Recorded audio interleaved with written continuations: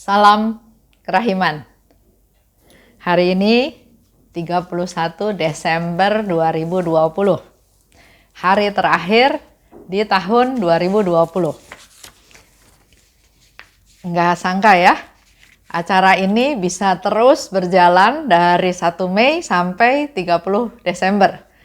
Terima kasih atas dukungan, atas support, atas komentar, atas saran, dan juga doa-doa dari Bapak Ibu semua sehingga bisa sampai hari ini.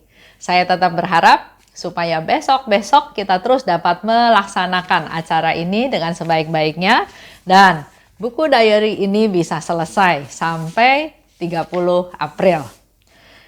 Hari ini kita akan baca dari diary nomor 1711. Kita mulai. Dalam nama Bapa dan Putra dan Roh Kudus. Amin. 1711. Ketika aku sendirian bersama Santa Perawan Maria, ia mengajarkan kepadaku mengenai kehidupan batin.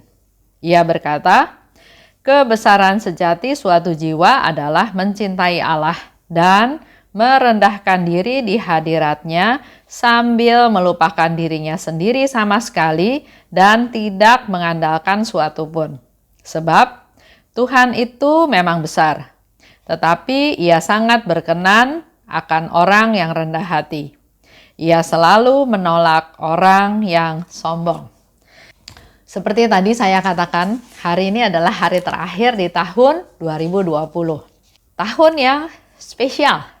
Tahun yang berbeda dari tahun-tahun yang lalu ya. Tahun 2020 itu tahun yang luar biasa, tahun yang spesial di mana hampir sepanjang tahun karena ada negara-negara yang sudah mengalami sejak Januari. Kalau kita di Indonesia mulai mungkin bulan Maret ya, kita mengalami masa pandemi.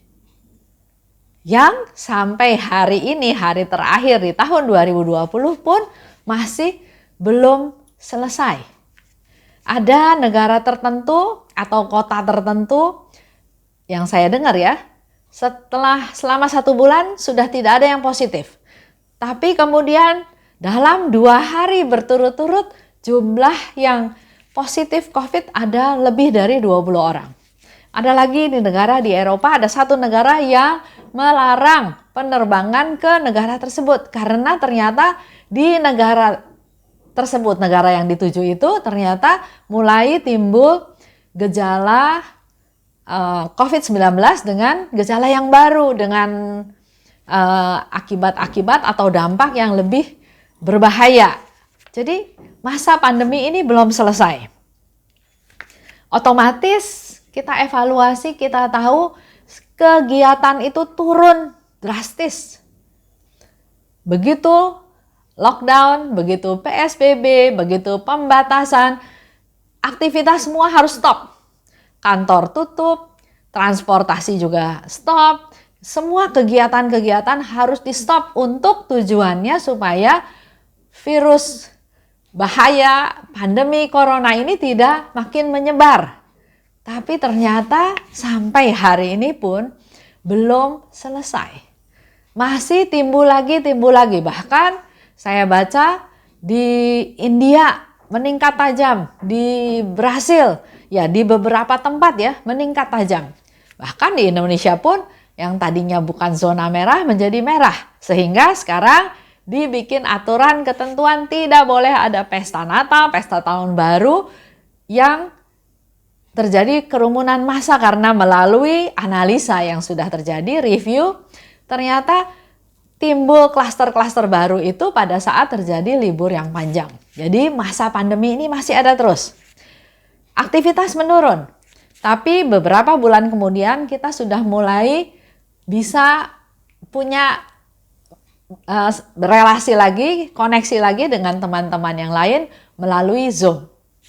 Dulu di awal-awal saya bilang sama diri sendiri, saya nggak mau lah belajar yang teknologi yang sekarang. Saya mau yang biasa saja, saya mau yang manual saja, saya mau yang biasa-biasa saja. Tapi ternyata nggak bisa. Kita akan ketinggalan dan kalau masih mau hidup dalam tanda kutip, kita harus terus belajar. Jadi ternyata memang belajar itu harus terus selama kita masih hidup. Karena perubahan itu selalu ada. Dan itu yang Tuhan ingin dari kita semua, jangan pernah berhenti belajar. Selanjutnya, keadaan ekonomi juga turun. Bahkan beberapa negara sudah kena resesi ekonomi. Karena pertumbuhan ekonominya minus ya. Banyak dialami oleh banyak negara. Begitu pula sebaliknya kemiskinan meningkat. Terjadi pengangguran di mana-mana.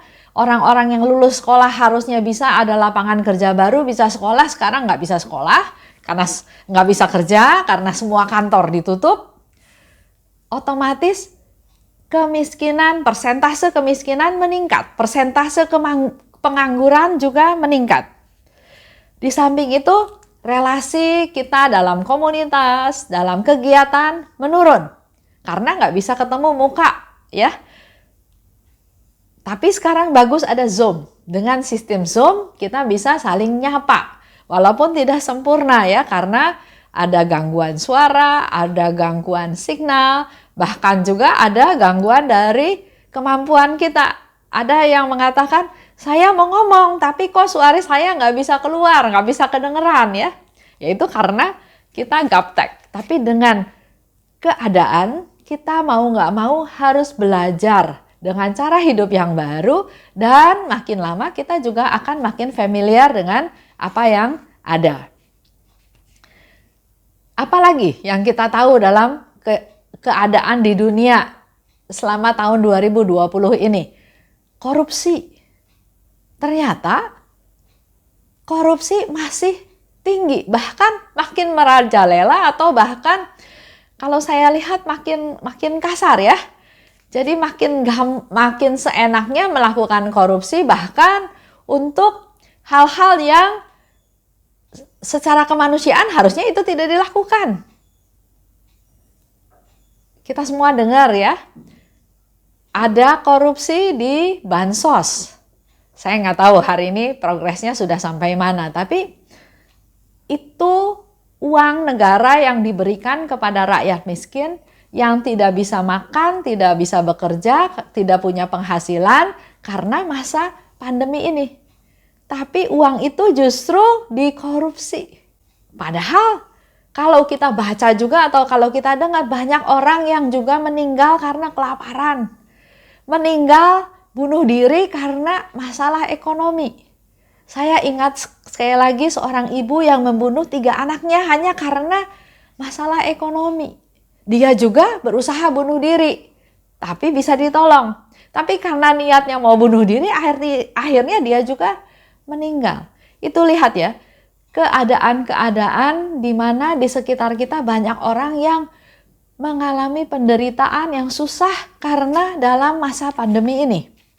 Tapi di pihak lain, korupsi bukannya berkurang, merajalela. Bahkan kalau dilihat OTT ya, operasi tangkap tangan juga makin banyak. Saya masih nggak ngerti cara berpikir mereka ya. Apa yang mau mereka capai? Karena kalau mati pun harta nggak dibawa. Tapi kenapa mereka berlomba-lomba untuk mengumpulkan harta sebanyak-banyaknya dengan memanfaatkan jabatan yang ada, dengan memanfaatkan situasi yang ada? Vaksin. Beberapa komentar, beberapa negara sudah memproduksi vaksin.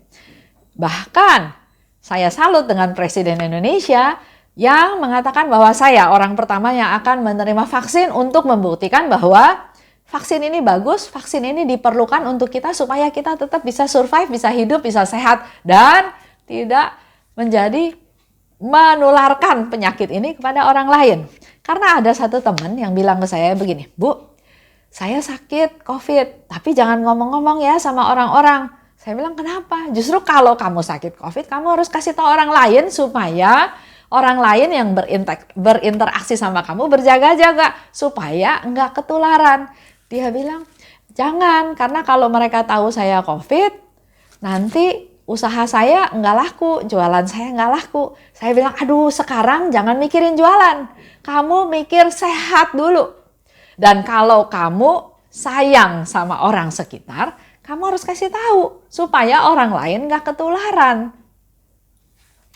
Yaitu beberapa contoh fakta kehidupan yang memang orang yang kena COVID itu biasanya memang dikucilkan dalam tanda kutip, dihindari oleh orang lain.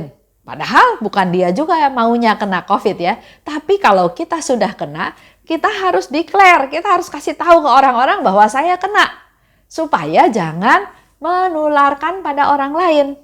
Begitu pula ya, kita kan akhir tahun ini kan waktunya biasanya kumpul-kumpul di antara keluarga. Walaupun kita tetap harus jaga protokol kesehatan ya. Tapi ada adik saya bilang, dia nggak datang karena dia merasa badannya nggak fit, walaupun dia negatif, tapi dia juga nggak mau jadi OTG. Nanti kan bermasalah untuk orang lain. Jadi memang kita harus membatasi diri, jangan maunya diri sendiri.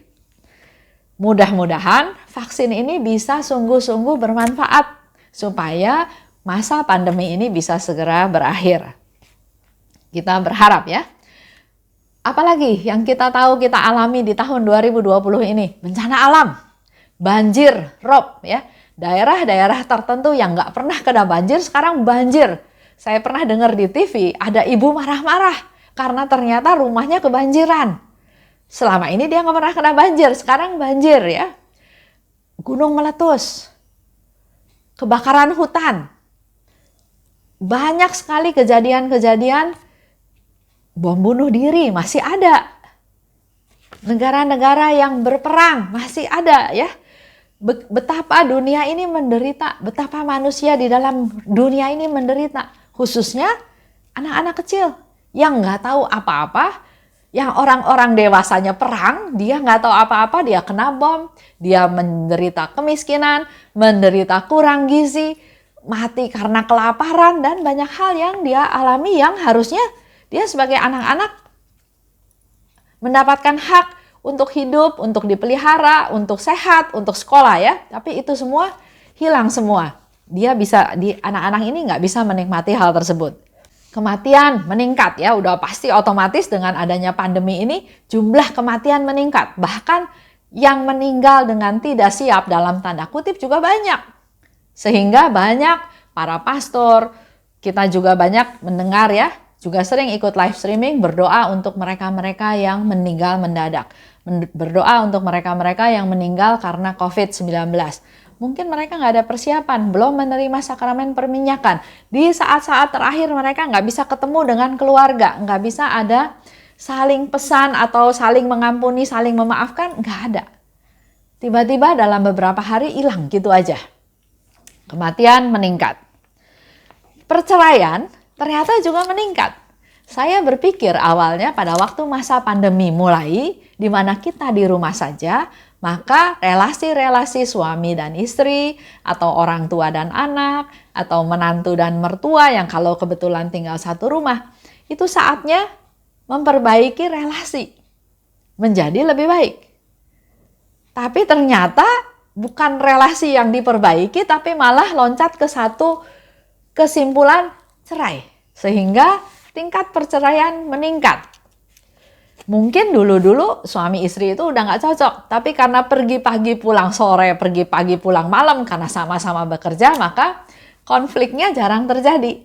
Begitu sekarang seharian di rumah aja, ke kiri ketemu, ke depan ketemu, ke belakang ketemu, akhirnya konfliknya terus berlanjut. Nah, ini sangat disayangkan karena mereka nggak memanfaatkan waktu untuk justru melakukan rekonsiliasi, belajar menerima apa adanya, belajar mengerti orang lain, belajar menghadapi situasi ini secara bersama-sama. Itu yang Tuhan mau dari yang kita hadapi. Bukan ambil jalan pintas, nggak cocok, cerai. Nggak mau bertanggung jawab, cerai. Suami nggak bertanggung jawab, cerai. Istri nggak bisa diharapkan, cerai. Bukan itu yang menjadi tujuan daripada masa ini. Ini adalah masa rekonsiliasi, sehingga KAJ katakan tahun 2021, KAJ juga memperkirakan masih sampai bulan Juni itu kita mengandalkan online. Masa refleksi, melihat kembali apa yang sudah kita alami, kita lakukan selama tahun ini ke belakang. Untuk selanjutnya kita menentukan hal yang akan datang yang harusnya kita lakukan. Orang yang stres, Yang depresi juga makin banyak. Karena mereka nggak mau membuka diri melihat fakta yang ada. Dia hanya berangan-angan atau hidup di dunianya sendiri saja bahwa saya sendirian, saya stres, saya gagal, saya putus asa, saya nggak ada yang bantu, saya nggak ada yang support, utang saya banyak, dan seterusnya, fokusnya saya. Padahal dunia ini luas. Dan kita harusnya ingat, kita masih punya Tuhan. Kita masih bisa mengandalkan Tuhan. Kita balik ke cerita Suster Faustina ya. Di sana dikatakan, ketika aku sendirian bersama Santa Perawan Maria. Jadi buat Bapak Ibu yang sekarang merasa sendirian, merasa kesepian, merasa nggak tahu mau lakukan apa, merasa nggak berguna, merasa nggak berdaya, Suster Faustina memberikan solusi, memberikan jalan. Ketika aku sendirian bersama Santa Perawan Maria. Jadi artinya justru nggak pernah Suster Faustina itu sendirian. Karena pada saat dia sendirian, dia bersama dengan Bunda Allah. Bunda Allah itu Bunda kita semua. Dia selalu menyediakan diri untuk anak-anaknya. Khususnya untuk anak-anaknya yang menderita. Jadi kalau kita susah, kita datang, kita sapa Bunda Maria, kita undang Bunda Maria, kita ayo duduk, ngobrol. Seperti Bunda Maria sebagai ibu kita bercerita, kita ceritakan keluh kesah kita. Dalam keheningan, dalam meditasi, dalam kebersamaan dengan Bunda Maria. Justru pada saat sendirian kita nggak merasa diganggu oleh hal-hal yang lain. Jadi selalu berpikir positif. Saat sendirian itu justru saat yang paling indah di mana kita bisa bersama-sama dengan Bunda Maria tanpa diganggu oleh hal-hal yang lain. Saat khusus Santa Perawan Maria. Di sini dikatakan oleh Suster Faustina. Biasanya dia suka bilang Bunda Maria dan kanak-kanak Yesus, ya. Tapi di sini dikatakan Santa Maria, bukan sebagai bunda, tapi sebagai seorang santa yang sudah mulia, yang sudah dimuliakan oleh Tuhan, seperti dalam peristiwa Rosario, peristiwa mulia. Bunda Maria diangkat ke surga, Bunda Maria dimahkotai di surga, sehingga di sini sebutannya dengan Santa Perawan Maria. Dia sebagai pengajar, sebagai guru, sebagai ibu dari Suster Faustina. Dia sebagai guru, dia mengajar kepadaku tentang kehidupan batin. Kita dalam hidup juga mengalami ada dua kehidupan ya, ada hidup jasmani dan hidup rohani, hidup batin. Begitu pula Bunda Maria. Bunda Maria juga sebagai manusia dia mengalami kehidupan jasmani. Contoh, waktu pesta di Kana, dia datang ke pesta pernikahan, ternyata tuan rumahnya kehabisan anggur. Dan Bunda Maria punya kepedulian, punya kepekaan, punya perhatian kepada sekitar, sehingga walaupun tidak diminta, dia berkata kepada Yesus, mereka kehabisan anggur. Jadi ada kepedulian ya. Itu hari-harinya Suster Faustina, hari-harinya Bunda Maria. Lanjut, pada waktu dia mengandung Yesus dan dia harus melahirkan di Bethlehem. Dia sebagai ibu melahirkan dengan sarana prasarana yang sangat minim. Melahirkan di kandang, nggak ada orang lain. Bahkan di diary Suster Faustina yang lain disebutkan, Santo Yosef pun tertidur. Jadi Bunda Maria melakukan segala sesuatunya sendiri. Selanjutnya, bayi Yesus masih kecil, masih bayi. Tapi malaikat katakan harus pergi mengungsi ke Mesir. Dia juga mengalami sesuatu kehidupan jasmani yang harus dialami, dilakukan penderitaan. Dia harus mengungsi, harus segera pergi ke Mesir sebelum Herodes melaksanakan rencananya untuk membunuh bayi-bayi yang ada di situ. Lanjut, di Senakel, di ruangan lantai 2 ya. Pada waktu itu para rasul sedang ketakutan. Dia mengunci pintunya dan Bunda Maria menemani mereka bersama-sama dengan mereka berdoa. pengalaman lain secara kehidupan jasmani. Bunda Maria jelas melihat, mengikuti, mengalami apa yang menjadi penderitaan Yesus di jalan salib. Anaknya yang dia kasihi, yang dia pelihara dari kecil, yang anak Allah dia tahu, tapi harus menderita. Dicambuk, ditendang, diludahi, didorong, dijambak. Dicambuk itu bukan hanya dipecut, tapi begitu cambukan itu ditarik, daging, sebagian daripada daging di tubuh Yesus itu ikut ke bawah. Walaupun Bunda Maria enggak mengalami hal itu secara fisik, tapi dia mengalami secara batinnya dia bahwa betapa anaknya menderita. Anaknya menderita, otomatis dia juga sebagai ibu sangat menderita. Lanjutnya, juga dalam kehidupan sehari-hari, dalam kehidupan jasmani dia dengar Elizabeth, saudaranya juga mengandung di masa tuanya. Dia walaupun sedang hamil muda, dia tahu dia perlu mengunjungi Elizabeth, dia perlu menghibur Elizabeth, dia perlu menemani, dia perlu membantu Elizabeth.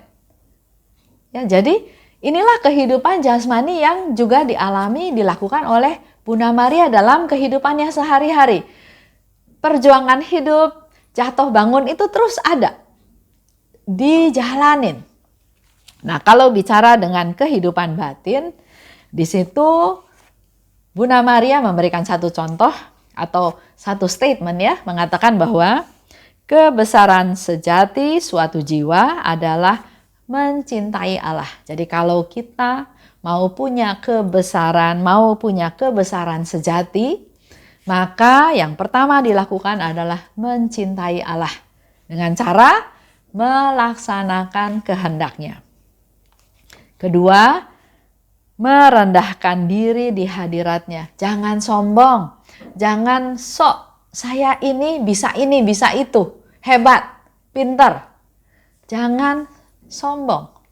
Kita harus rendah hati di hadapan Tuhan, merendahkan diri di hadiratnya. Itu adalah tentang kebesaran sejati suatu jiwa.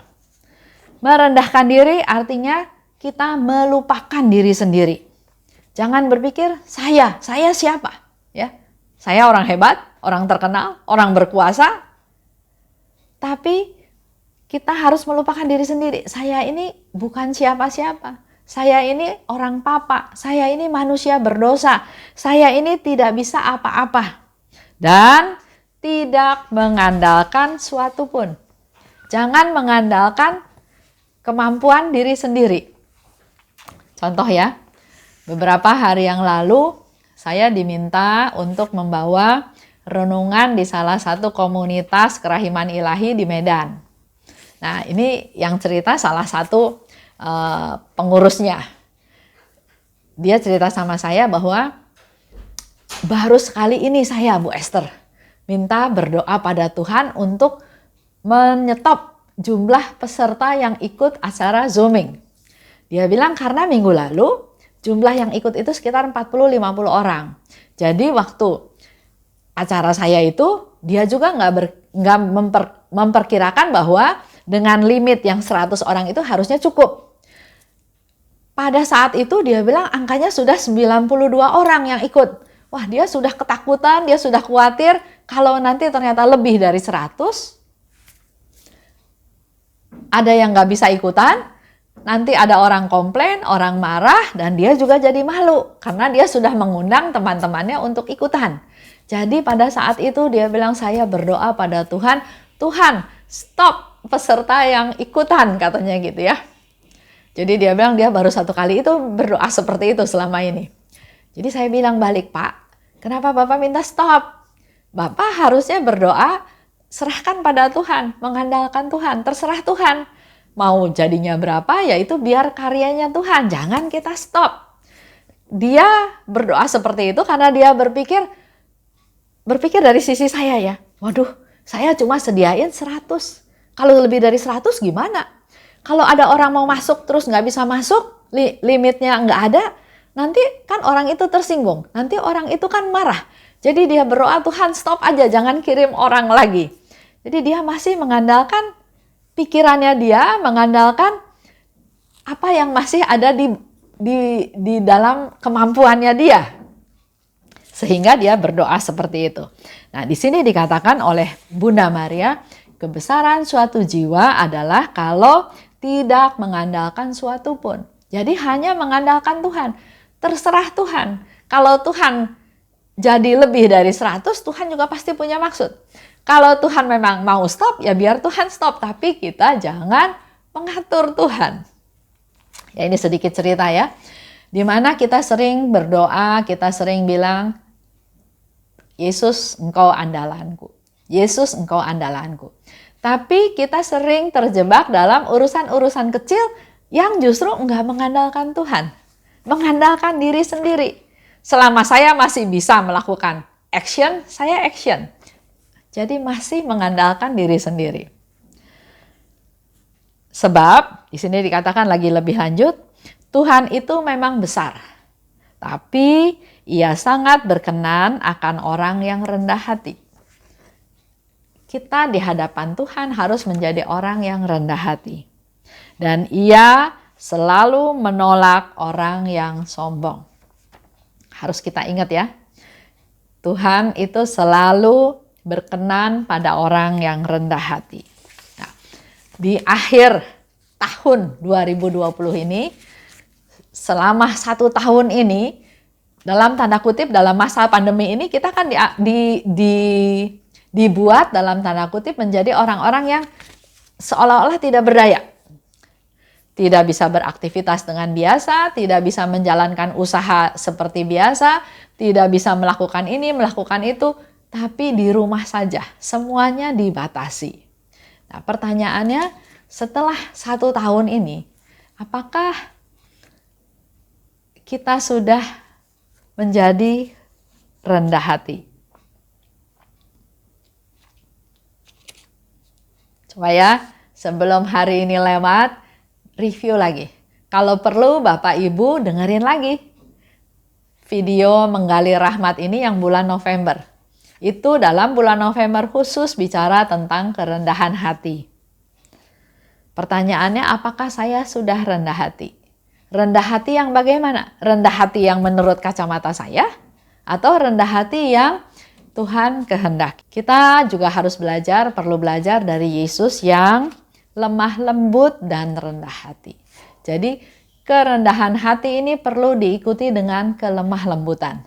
Seperti kemarin ya, Bunda Maria minta kita melakukan suatu keunggulan, unggul di hal-hal tertentu, yaitu kerendahan hati dan lemah lembut.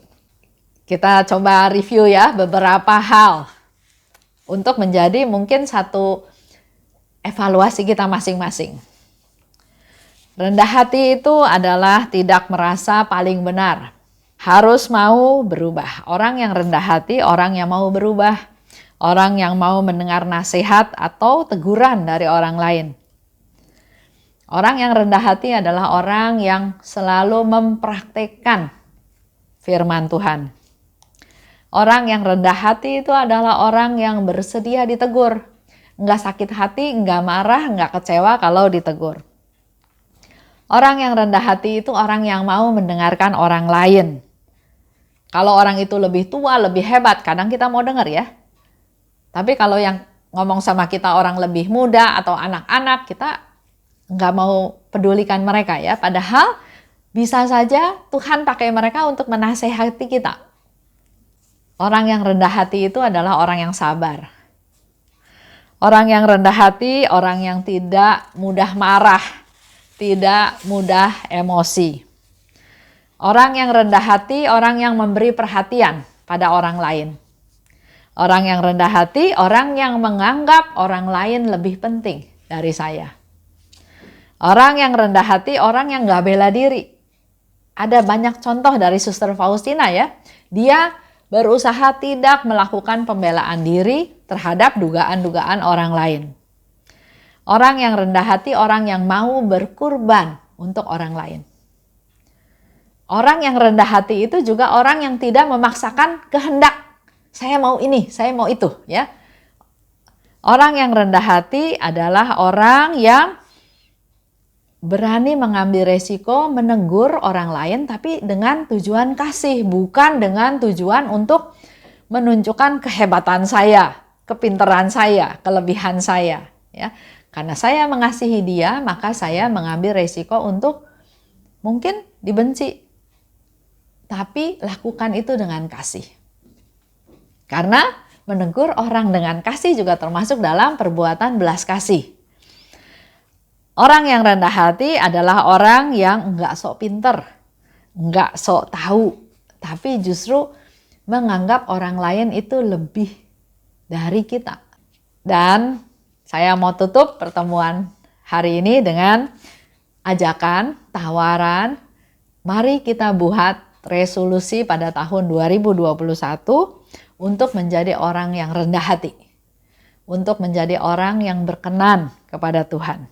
Dan semua harapan kita ini kita satukan, kita mohon doa syafaat Bunda Maria untuk kita dapat menjalaninya dengan sebaik-baiknya. Kita tutup ya. Dalam nama Bapa dan Putra dan Roh Kudus. Amin. Allah Bapa yang Maha Baik, terima kasih atas penyertaan-Mu sepanjang tahun ini. Tahun yang luar biasa, tahun yang sangat spesial. Tapi kami percaya Tuhan, segala sesuatu itu pasti ada tujuannya. Pasti ada yang Engkau rencanakan. Bukalah hati kami, pikiran kami, keberadaan kami untuk boleh semakin mengerti akan kehendak-Mu. Dan di akhir tahun ini Tuhan, kami sungguh mau bersyukur atas segala rahmat, segala situasi, keadaan, pengalaman yang kami alami sepanjang tahun ini. Semua ini pasti karena penyertaan-Mu, karena kasih-Mu, karena pemeliharaanmu, karena perlindungan-Mu kepada kami semua. Ampuni segala dosa-dosa kami Tuhan, mampukan kami untuk masuk ke tahun yang baru, dan kami bersama-sama mempunyai satu resolusi di tahun 2021 ini untuk menjadi orang yang semakin rendah hati, dan juga supaya hidup kami semakin berkenan kepadamu. Kami mau berdoa juga untuk mereka Tuhan yang masih jauh daripadamu, yang belum mengenal Engkau, agar melalui keberadaan kami, melalui doa-doa kami, mereka boleh kenal akan Engkau, semakin dekat denganmu, dan juga bisa merasakan belas kasih-Mu. Bunda Maria, Bunda kami semua, terima kasih atas penyertaan-Mu sepanjang bulan Desember ini, di mana kami setiap hari bergaul dengan-Mu, berdoa, mohon rahmat-Mu, mohon penyertaan-Mu, mohon perlindungan-Mu, dan sebagai Bunda kami semua yang diberikan oleh Yesus, kami mau datang padamu Bunda dan memberikan salam kami kepadamu. Salam Maria, penuh rahmat Tuhan sertamu, terpujilah Engkau di antara wanita dan terpujilah buah tubuhmu Yesus. Santa Maria, Bunda Allah, doakanlah kami yang berdosa ini sekarang dan waktu kami mati. Amin. Santa Faustina, doakanlah kami. Dalam nama Bapa dan Putra dan Roh Kudus. Amin. Selesai tahun 2020. Saya ucapkan selamat tinggal tahun 2020 dan mari kita sama-sama memasuki tahun 2021 dengan semangat yang lebih lagi karena kita sudah semakin mengenal Tuhan. Kita punya keinginan, tujuan, harapan untuk bisa semakin rendah hati karena rahmat-rahmat Tuhan hanya mengalir pada orang yang rendah hati, dan semakin menyenangkan Tuhan dengan melaksanakan apa yang Tuhan kehendaki. Selamat masuk ke tahun yang baru. Salam kerahiman.